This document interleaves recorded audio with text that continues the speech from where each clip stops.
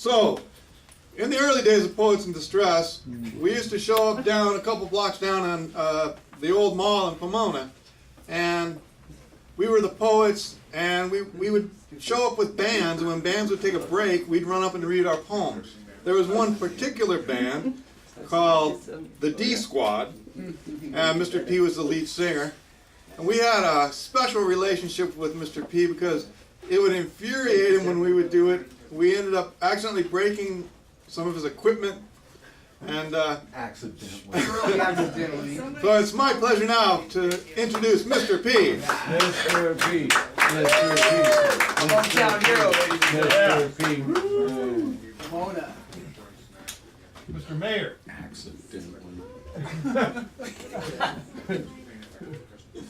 I'll never forget during the very first Desperation Squad Christmas show at Arts Building in Pomona, and Craig Rick, special guest appearance, streaking naked through the building.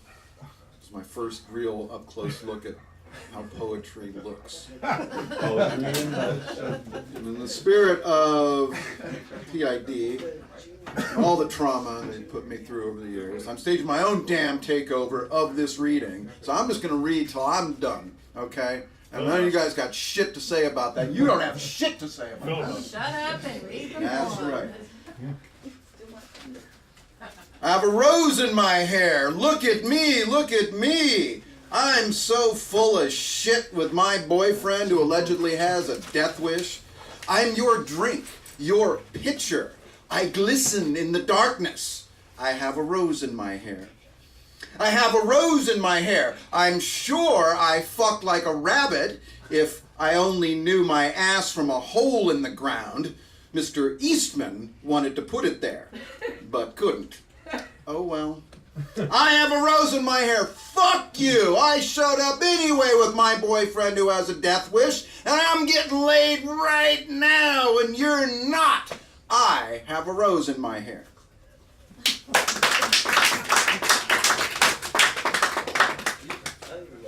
Oh yeah, I'm a hot, funky mama. I'm an oozing pot of piss. I'm a walking, talking chatterbox. Don't touch me, baby. Backslapping fuss bucket. You hear?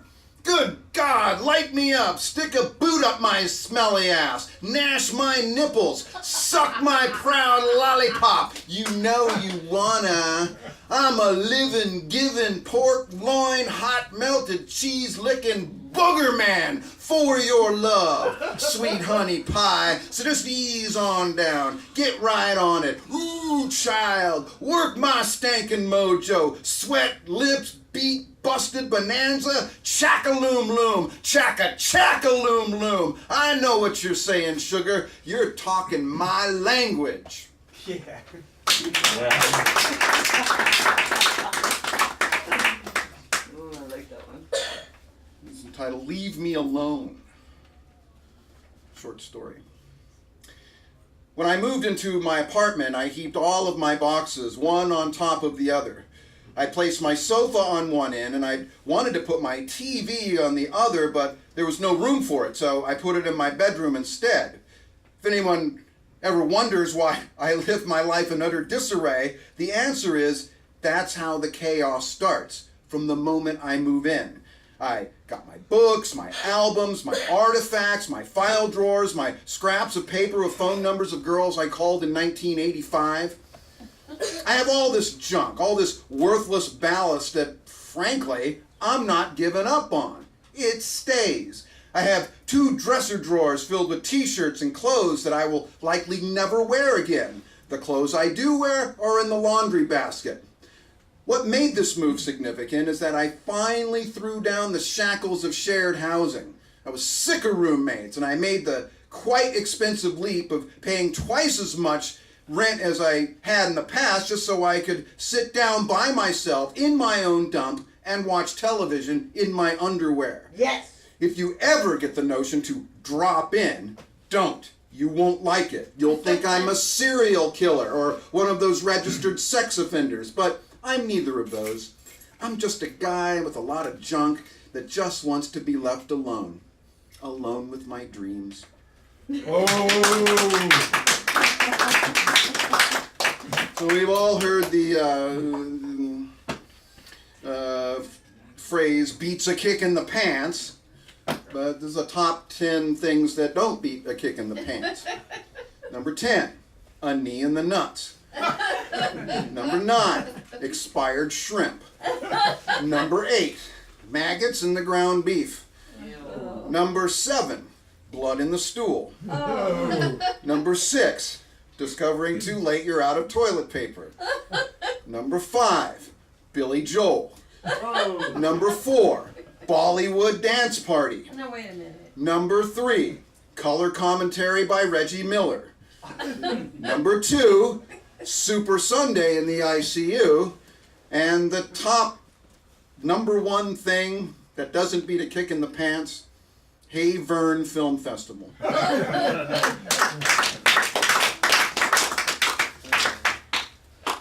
Jello ball! The next time I invite you to a Bollywood party. No Bollywood dance party. Well, it works, it just doesn't beat a kick in the pants, that's all. The warmth of the pig. I can't go anywhere in this town anymore. All the lunatics find me within minutes, the way a desperate smoker finds a usable cigarette butt. I'm totally scoped. They approach me to sit, and instead of thinking of an opening line to the conversation, I'm already trying to extricate myself from it. Why don't you just go shoot yourself, I ask. They haven't even said hi yet. Yeah, no, if you want, I'll take a hammer and just smash you in the balls, I offer. They haven't even sat down. Fuck them, man. I'm tired of people screwing with me. I'm tired of suffering fools. People have to shut up for a while. Listen, read, contemplate. Enough of this literary vandalism. You want to do something that'll impress me? Write a crossword puzzle, a real one. You see what I'm saying here? You know, bake a hummingbird cake. That I can appreciate. Otherwise, don't bother me, or there will be bullet holes where your nipples used to be. Don't think I'm snoozing here. I know who's doing their homework. I know who's got a full tank of gas. Life can be a little more than a larger scale version of Ted Mack's Amateur Hour, you know. Nobody owns the paint. You've got to take the paint. What, you think you're better than a slaughterhouse pig? The pig was alive this morning. We saw it romping freely around. Now we've stuck a pole all the way through it and are taking turns rotating it over a hastily made fire pit. The pig will taste good, and later the heated coals will warm us as we stand mesmerized by the mariachi band. The warmth of the pig bedevils us. We dance rituals. We sing dirges. We are still and yet soothed in the warmth of the pig. Oh, wait a minute. This just in, press release. Avalanche Hills oils up for annual Hoopla Bash. Craft beer bumper stickers, Grumpy Cat chocolate bars, and the world's largest selection of antique military bells and whistles will be among the raffle items at this year's Playtex fundraiser for absorbed children, to be held Thursday, February 23rd at Ralph Horker Elementary. All proceeds go to benefit the dilettantes of the Avalanche Hills Unified School District. This is the 4th annual fundraiser and the first to be held within the scope of the county's new Disco-Oriented Necessities Undercut Telecommunications, or DONUT, guidelines. Said AHUSD Superintendent of Schools Clint Westwood, "This is a wonderful opportunity for the community to come out and show their support for the world-class staff itemization protocols that are ensuring our students will be afforded all the opportunities for success and determination that we can flexibly achieve." Also slated for the fundraiser are health memes, techno-fashion accelerators, organic scale juices, digital knuckle rides, a peek inside the district's new Armageddon simulator, and a performance by Mentos award-winning beatbox Big Toe and DJ TAX Cheat. Said Board President Reese Sugarspoon, we have a rigorous event planned. I am honored to surround myself with the high-quality implementation that defines our Herculean efforts to standardize the broad range of educational processes so evident in our student-led recommendations. Tomorrow's students are truly today's future. And the first 50 participants will receive guaranteed enrollment in Avalanche Hill's Take Back the Dry Erase Board Challenge. So we hope to see you. So my sweetie pie is not here. I'm going to read one for my sweetie pie. I hate getting up in the morning. I hate going to bed at night. I hate working for the man. I hate having idle hands. I hate the way you look at me. I hate the way you drive your car. I hate praying at church. I hate drinking at bars. I hate everything. I hate everyone. But I love you, baby. I love you so much. Ah, I love it. Ah, I love that. So, indulge me. This is a brand new, never been read before. Go. And it's called Check Stand Girl. All right, world premiere. Tease me with the microphone. Just for the recording. Do ants have asses? Do ants take dumps? I don't think so. I don't like ants. I don't like standing in line. I've stood in a few lines. Like gas crisis, remember that? I won't fucking breathe in the direction of a gas station if it has even a 10-second wait. Nope, I'm out of there. Because of the gas crisis. Not my thing. So I don't know why I'm at the grocery store all the time, practically every day. I don't plan very well. I'm always out of something. Baking powder or magic stars. I never buy big groceries, just enough to get me through breakfast, which is just hella. And I mean just hella, not hella something else. Hella tight, hella frijoles, hella pubes. This guy at work the other day pulls out his phone and shows everybody a picture of him in high school with the crazy hair. And I said, wow, you had a pubic head. Apparently he was the last one to know.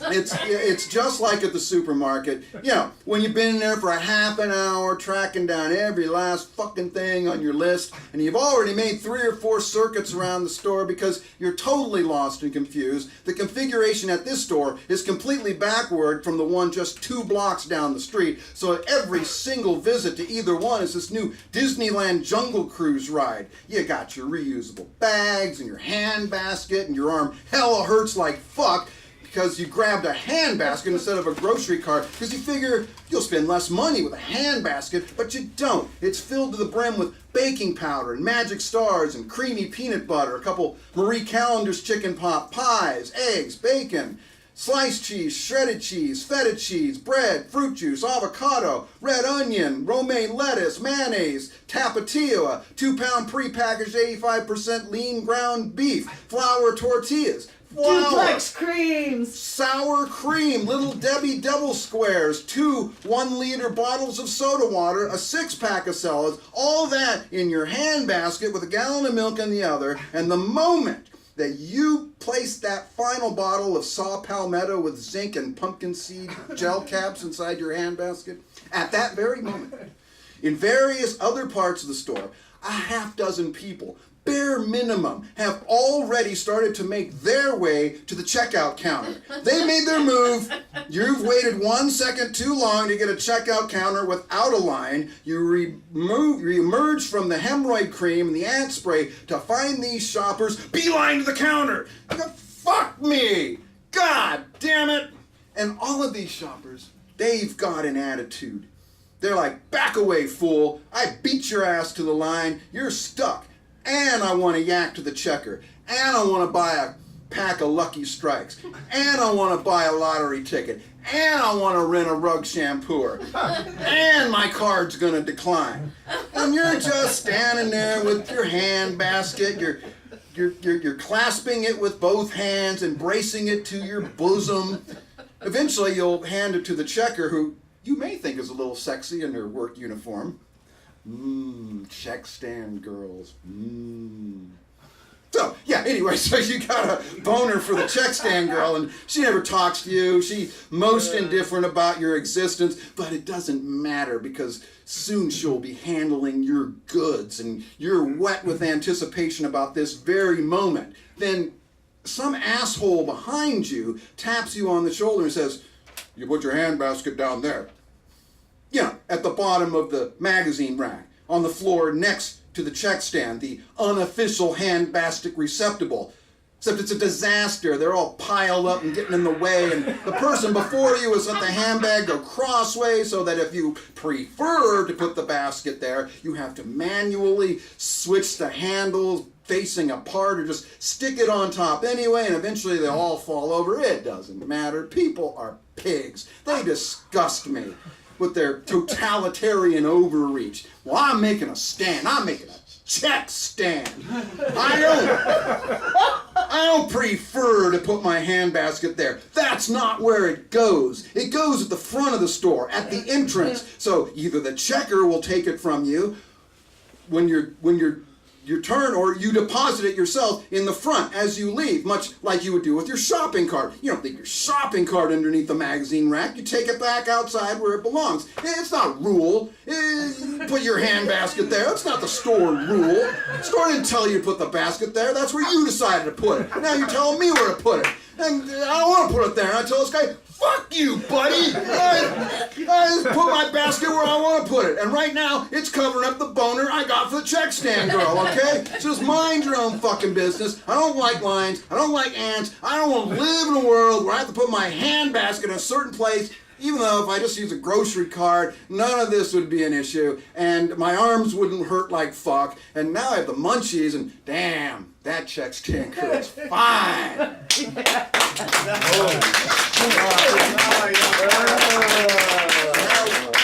Fire, man. Reeling and rocking.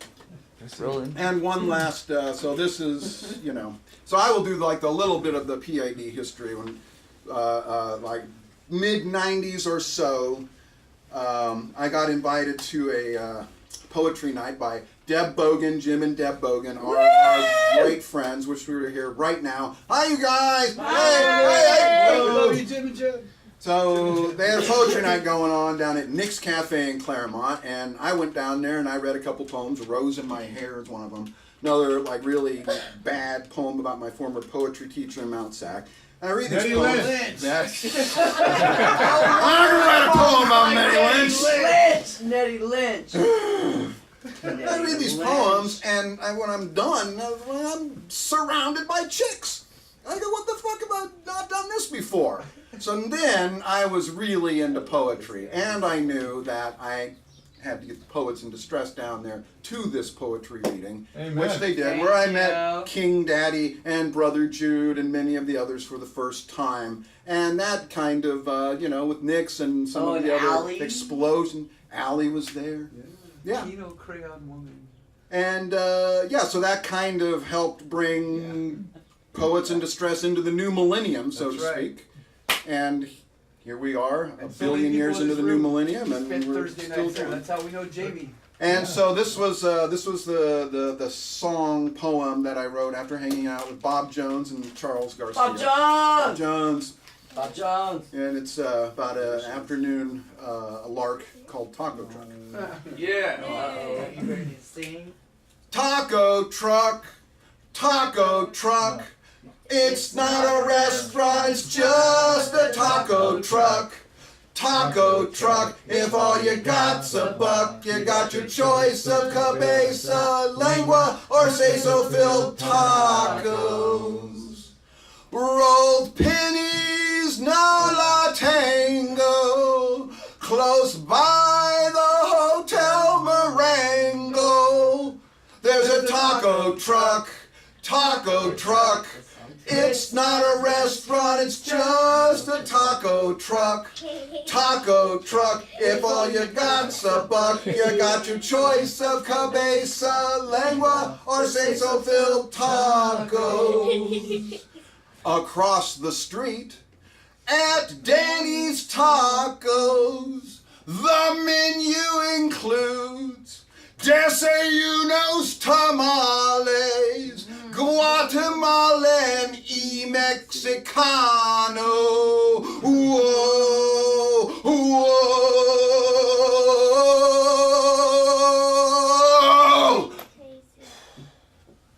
Whoa, whoa, and then the taco truck, taco truck. It's not a restaurant, it's just a taco truck.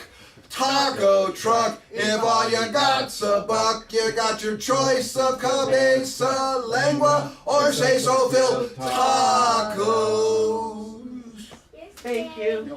All hail Daddy Cool!